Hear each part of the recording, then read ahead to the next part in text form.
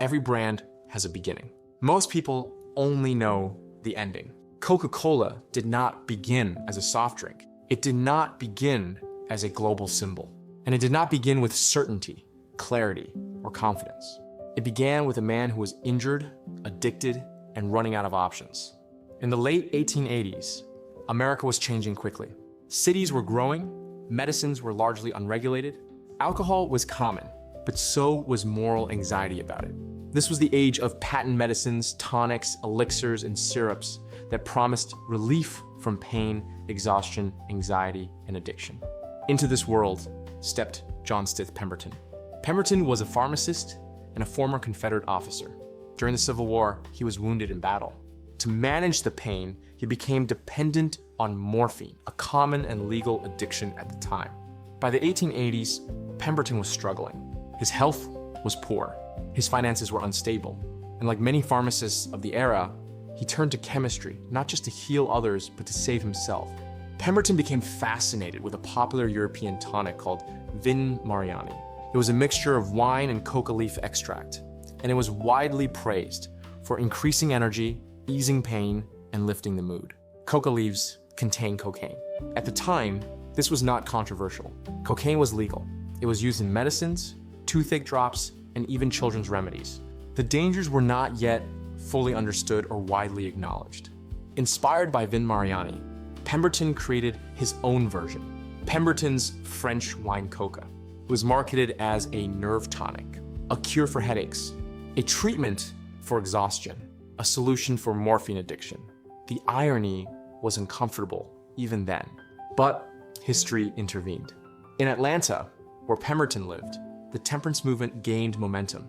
Alcohol was increasingly viewed as a social evil. In 1886, Atlanta passed prohibition laws banning alcoholic beverages. Pemberton's tonic built on wine suddenly had a problem, so he reformulated. He removed the alcohol. He kept the coca leaf extract. He added caffeine from cola nuts, and he mixed the syrup with carbonated water. What emerged was no longer a medicine in the traditional sense. It was something new. The drink was first served at a pharmacy soda fountain, 5 cents a glass. At first, it didn't sell well. On average, only a handful of glasses were sold per day. Pemberton did not believe he had created something revolutionary. He was sick, he was in debt, and he began selling off pieces of his formula and business rights to stay afloat. The name, however, was memorable. It was suggested by Pemberton's bookkeeper, Frank Robinson, who also designed the flowing script logo that still exists today, Coca-Cola. The name openly referenced its key ingredients. At the time, this transparency was not a liability. It was a selling point. But Pemberton would not live to see what the drink might become. He died in 1888, just 2 years after Coca-Cola was created. Poor, largely unknown, and uncertain that his invention had any real future. After his death, control of Coca-Cola passed into the hands of Asa Candler. Candler was not an inventor. He was a marketer. Where Pemberton experimented, Candler standardized. Where Pemberton struggled, Candler pushed.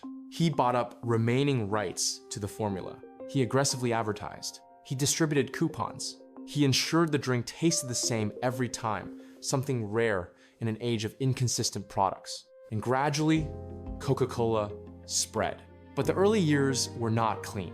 The drink still contained small amounts of cocaine. As public awareness grew and attitudes shifted, pressure mounted. By the early 1900s, cocaine was removed from the formula, though coca leaves process to remove the drug remained. Coca-Cola survived lawsuits, public scrutiny, and changing laws. It shifted its identity from medicine to refreshment, from cure to pleasure. What began as a desperate experiment by a struggling pharmacist became something entirely different. Today, Coca-Cola represents familiarity, comfort, happiness, global sameness.